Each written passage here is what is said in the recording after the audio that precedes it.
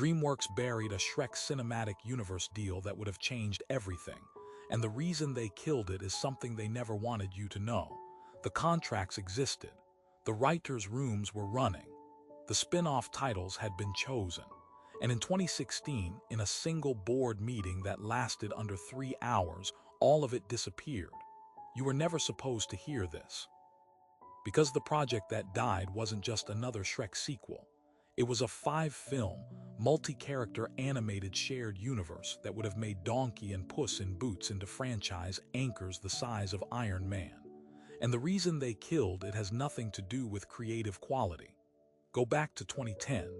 Shrek Forever After just crossed $752 million at the global box office.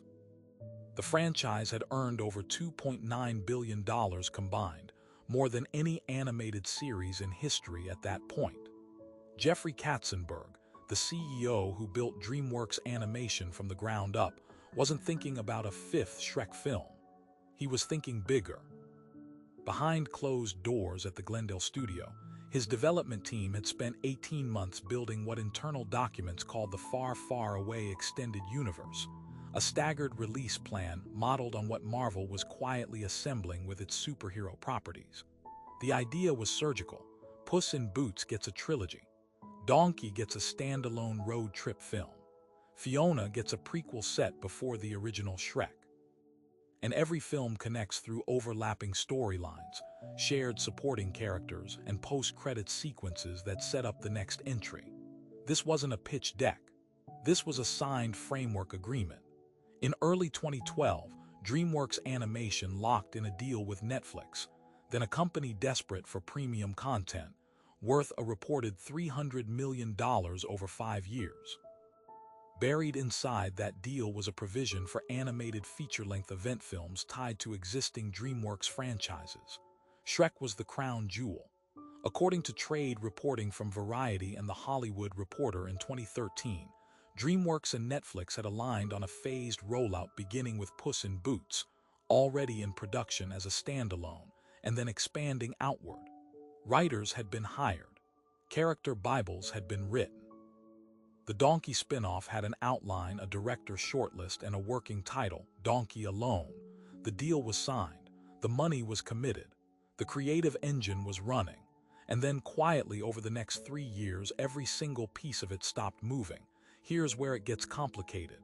By 2014, Netflix had shifted strategy. Reed Hastings was no longer just licensing content, he was making it. The company began pushing DreamWorks toward original animated series instead of theatrical features, which meant the event film provision in the original agreement started eroding in renegotiations. At the same time, DreamWorks Animation was bleeding money. Turbo, Mr. Peabody and Sherman, Home, none of them hit the numbers the company needed. The stock price dropped 40% between 2014 and 2015. Katzenberg was under crushing pressure, and the Far, Far Away extended universe moved from a creative priority to a budgetary liability. The framework was still in the filing cabinets, but it wasn't moving. And then came the acquisition. In April 2016, Comcast bought DreamWorks Animation for $3.8 billion, and this is the part they really buried. Because the Comcast deal didn't just change the ownership structure, it triggered a clause in the internal development agreements that handed final greenlight authority to NBC Universal's theatrical division. In plain language, the new bosses decided what lived and what died. Remember that signed deal from 2012? Here's where it died. The incoming executives didn't kill the project because the creative work was bad. They killed it because a Shrek cinematic universe would have required them to commit to a roadmap they didn't control and didn't invent.